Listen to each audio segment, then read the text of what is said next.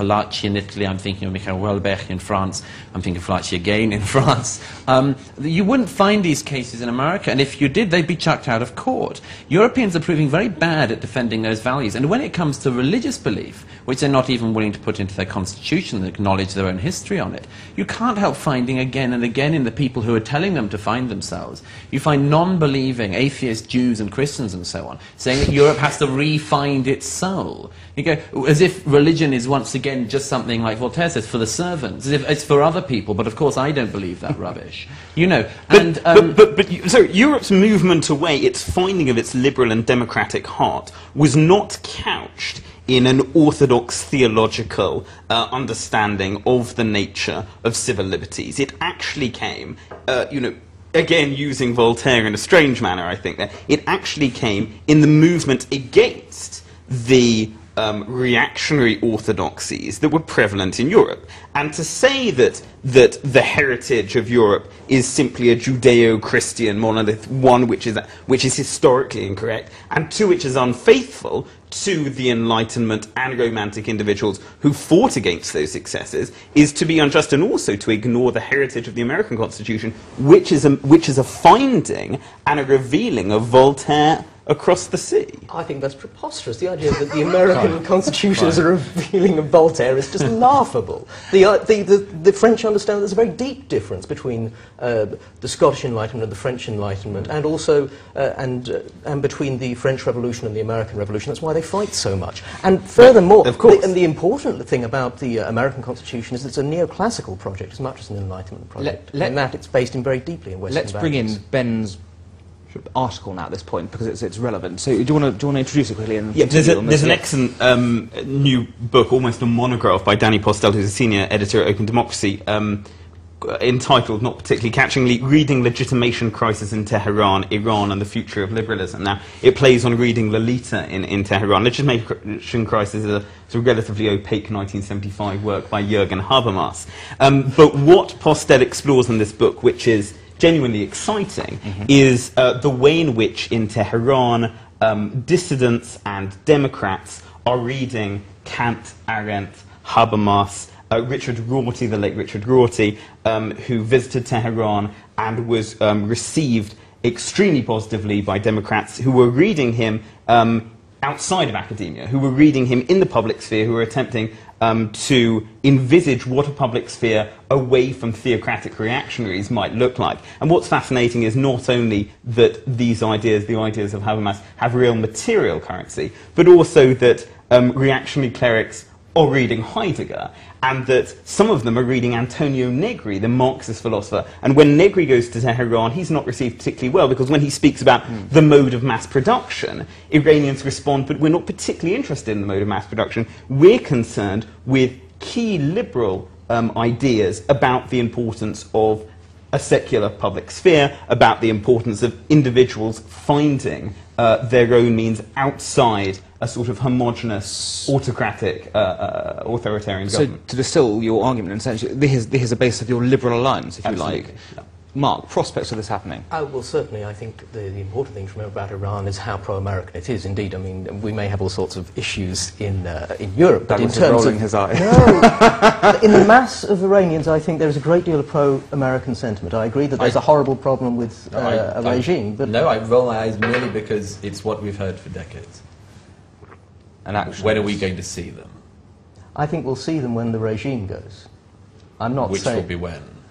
Well, it depends when George Bush's I mean, pencil my is in point, for, my point but, is that the egg timer of the extremists being kicked out of office by this pro-American surge. Oh, I'm not saying that. Seems to me to be too far away. Yes, I've been suspect promised so. it for a long time. Yes, I think it'll probably come to bombs falling on nuclear programs before then. But in the long run, one hopes. Do you want to do my story next? My story is related to that. I think it is. I think, yeah, bring in your story at this point. Because I was going to cite as coming my on this story of one. the week a very, very interesting and good piece by Daniel Pipes in yesterday's New York Sun, extending the, bringing to a greater public notice the work of two young American scholars about Israel's capability to strike Iran's nuclear reactors, which really, I think, changes the power play in the region over this one, because it's always been assumed, or it's been assumed for a couple of years now, since talk has been going on about taking out Iran's nascent nuclear project, that Israel, as it were, couldn't go it alone. And this article by Daniel Pipes yesterday, based on this research, shows that actually Israel can certainly go it alone. It has the capabilities. It has, of course, we know the planes, but it turns out that various of the missiles needed, it's been war-gamed and it would work. And what's more, the suggestion is made that if they can fly along the borders of, say, Saudi and so on, neither country needs to object. So whether or not they'll do it, I think it's unlikely. But it's a very important story, I think, because one of the presumptions which Tehran will be making and many of the other powers in the region about Israel's inability to act alone has just been busted. And I think that the necessary pressure that needs to be put on Iran can really be heightened at this point. If Israel can go it alone, if it can do it without America, then I hope Iran sits up and takes notice. Ben, do you share this optimism about this article and this study? I defer to Mark, and I will come back to you. Yes, I was going to bring in another story, which I wasn't going to talk about, but in relation to this, I think is very interesting. Of course, America and Israel have been wargaming just this weekend, I think. Everyone, the point now, everyone should wargame all the time. It's what Defense Department's meant to do. They work together. Paris is wargaming. No, but they've been doing a major co-military exercise, which has been also timed in with Israel launching a new military satellite. So I think they're certainly at least trying to frighten Tehran or make Tehran realise. So this satellite does what exactly? It passes over Syria and Iran sort of every 90 seconds kinds of thing. It's the last one, tanked, so they've been a while without one. Can I just say something on many Iranian Democrats? Ramin Jahanbegloo, who is one remarkable philosopher who Danny speaks with in this book, point out that liberals have to be very, very careful and not to play into Ahmadinejad's hands. Now, when the United States, when George W. Bush announced £75 million worth of support for Democrats, for funding Democrats, to challenge the conservative clerics, he did so in a manner that allowed Ahmadinejad, who uses a sort of populist anti-Americanism, to come out and say, look where the Democratic opposition stems from. So the first thing is, that money hasn't actually been received, as far as we're aware. And secondly, it was done wholly unhelpfully.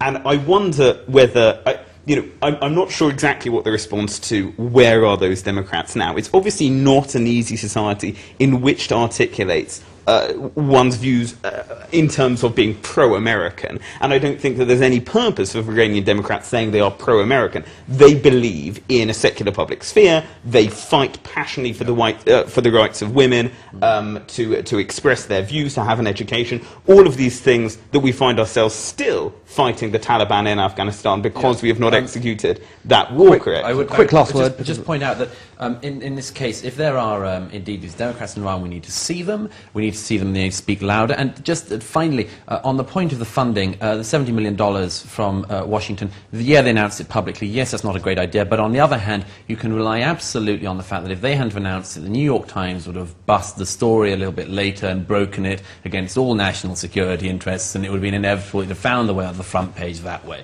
So maybe you just announce it before the New York Times does. We're going to have to cut you off there. That's fine. I'm not sure it warrants a response. At that point. Well, look, that was their view as usual. This was Worldview. Join us again next week for yet another heated and highbrow discussion. Thank you.